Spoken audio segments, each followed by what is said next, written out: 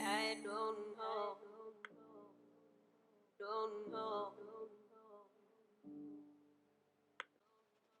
3-2 Imbriqué, le podcast qui vous met en lumière.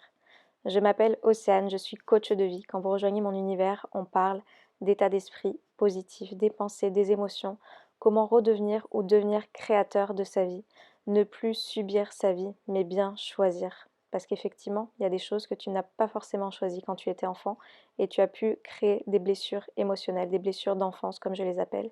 Sauf que tout cela n'est pas une fatalité. C'est parti. Il a fallu 9 mois pour que tu arrives sur Terre. Peut-être plus de 2000 chutes avant d'arriver à marcher. 20 heures de conduite minimum pour réussir à avoir ton permis de conduire. Combien d'heures as-tu passé à répéter ces putains de tables de multiplication avant de les connaître par cœur? Et tu ne veux pas prendre 6 mois pour changer ta vie? Aujourd'hui, on va parler dans cet épisode de podcast de tout ce qu'on a envie de faire tout de suite, rapidement, sans effort, pour que les choses se transforment en un claquement de doigts. Tu vois, cette nouvelle génération que l'on a de consommer des contenus très rapidement, 10, 20, 30 secondes maximum, parce que sinon je me lasse et je n'ai pas envie de faire l'effort de passer plus d'une minute à regarder un contenu de quelque chose. Je veux que ce soit vite, rapide, et c'est exactement la même chose pour l'état d'esprit. Malheureusement, je te le dis tout de suite, c'est pas comme ça que les transformations vont s'opérer. Si on arrêtait de croire en fait que tout se faisait en un claquement de doigts, et que, du coup, si on ne fait rien, il n'y a rien qui changera. Est-ce que tu as déjà vu quelque chose, toi, qui se passait en 2 minutes? Comme je te dis, que ce soit la conduite, la marche, cette activité que tu as faite, que ce soit la danse, que ce soit le sport, que ce soit, je sais pas si tu as connu, comme à mon époque, le diabolo, tu vois, qu'on faisait. Enfin, le yo-yo, tout un tas de choses, je pense à tout un tas de choses. Est-ce que tu as déjà vu quelque chose qui se faisait en 2 minutes? Non, non. Ça ne t'a pas pris 5 minutes pour le faire et pour pouvoir être à l'aise dans chacun de ces domaines pour ensuite les faire naturellement. Donc pourquoi on se dit que quand on a eu un état d'esprit merdique, peut-être qui a duré, je sais pas, 20, 30, 40, 50, peut-être même 60 ans, on aimerait que tout cela se transforme en l'espace de 5 minutes. Toutes les belles choses que tu as pu avoir dans ta vie, tu as vu à quel point elles t'ont demandé de la répétition. Elles t'ont demandé effectivement de répéter inlassablement les choses avant que ce soit naturel et automatique. Et bah l'état d'esprit c'est exactement la même chose, tu vois.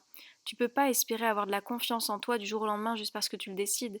Comme tu ne peux pas espérer avoir un état d'esprit positif si tu as ruminé et été dans le passé pendant toutes ces dernières années.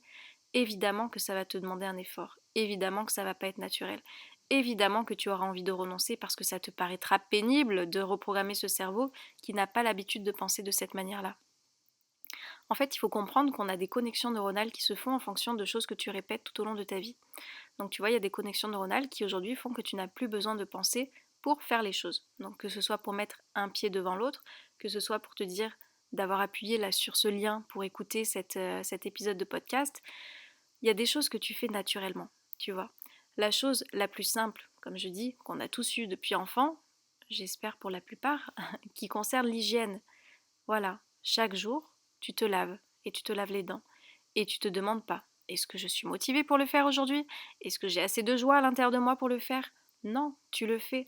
Et si tu veux, l'état d'esprit est ce que tu vas mettre en place pour réussir à avoir ce mieux-être, ce bien-être et cette paix intérieure, c'est exactement la même chose.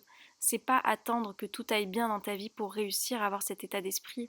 Non, c'est aussi quand ça va pas, quand tu as des moments de moins bien, quand tu es au creux de la vague, que c'est important d'avoir cette hygiène mentale quotidienne. C'est-à-dire que moi, mon hygiène de vie, elle n'est pas là que quand tout va bien.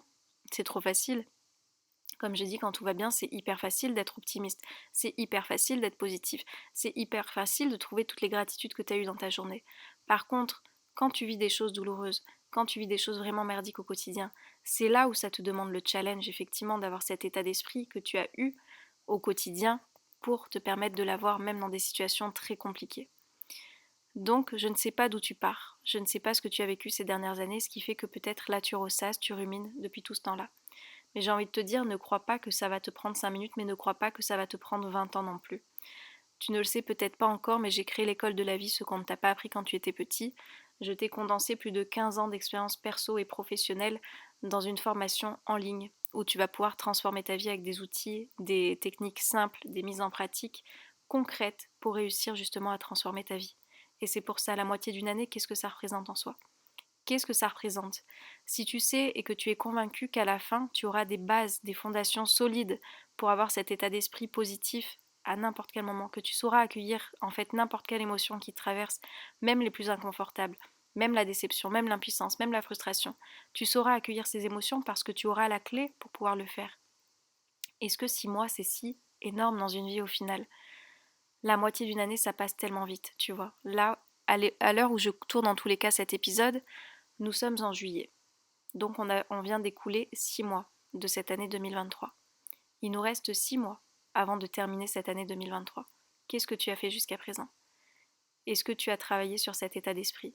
Est-ce que tu as déployé ta confiance? Est-ce que tu as retrouvé cette estime que tu pensais avoir perdue? Est-ce que tu as fait cette chose que tu avais tellement envie de faire mais qui te faisait peur? Ou est-ce qu'au contraire, tu te rends compte que tu t'es limité à ne pas vivre la vie à laquelle tu aspirais parce que tu te dis que tu as la flemme, parce que tu dis que c'est trop difficile, parce que tu penses que c'est trop compliqué? Si tu n'as pas écouté, va écouter le dernier épisode de podcast que j'ai fait sur le courage. Est-ce que tu manques de courage? Qui est-ce qui demande le plus de courage entre rester dans une vie qui ne te correspond pas, qui ne te convient pas actuellement, et le choix que tu vas prendre peut-être de tout transformer? Juste la moitié d'une année. Putain, mais qu'est-ce que ça représente la moitié d'une année? Pour te permettre d'avoir toutes les clés et de te sentir absolument mieux dans ta vie. Voilà. Ça ne veut pas dire qu'il y aura plus de choses difficiles. Attention, ça je le répète très souvent. Bien sûr qu'il y aura certainement encore des choses douloureuses qui vont arriver. Sauf que quand on a un état d'esprit à toute épreuve, qui sait accueillir, qui sait faire face, qui sait aller voir ses blessures, pourquoi tu es en train de ressentir ça actuellement, et bah tu vas pas retomber peut-être dans cette dépression que tu as fait à l'époque. Tu vas pas retomber très très bas pendant des mois à rester dans ton canapé. Non. Tu sauras accueillir ça. Tu sauras accueillir le fait que tu te sentes mal, mais de savoir que ça ne durera pas. Tu sauras utiliser toutes les clés que tu as eues en ta possession pour ne pas rester et surtout tirer, comme je dis, de ta vie des leçons, des apprentissages, des expériences. Et oui, effectivement, ça demande de la répétition, de la régularité, de l'autodiscipline, comme je dis, mais surtout de se souvenir de pourquoi tu veux faire les choses. Des fois, quand on n'a pas le pourquoi, ça nous paraît plus compliqué. C'est une des premières choses que je te demande de faire quand tu rejoins l'école de la vie. Pourquoi tu as envie de te sentir mieux? Qu'est-ce que tu as envie de ressentir? Qu'est-ce que là tu ressens au quotidien qui fait que peut-être tu te sens dans un mal-être pas possible et que tu as envie de changer ça?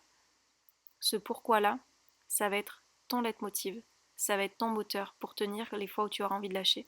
Et vraiment, vois ça comme une hygiène de vie. Tu as appris depuis tout petit à te brosser les dents, à te laver, et tu le fais sans avoir besoin d'avoir un max de motivation à l'intérieur de toi. Tu le fais et c'est tout. L'état d'esprit, c'est la même chose. Ça va être quelque chose de tellement simple et de tellement naturel au bout de ces 6 mois que tu verras, tu te demanderas comment tu as fait pour ne pas avoir cet état d'esprit auparavant. Ça va pouvoir calmer tes crises d'angoisse, ça va te permettre de prendre des décisions que tu n'osais pas prendre. Je te donne un petit peu les exemples des élèves que j'ai accompagnés jusqu'ici, ça va te permettre peut-être de partir à l'étranger si c'était ton rêve et que tu n'osais pas le faire, te permettre de faire cette reconversion professionnelle que tu ne te permettais pas.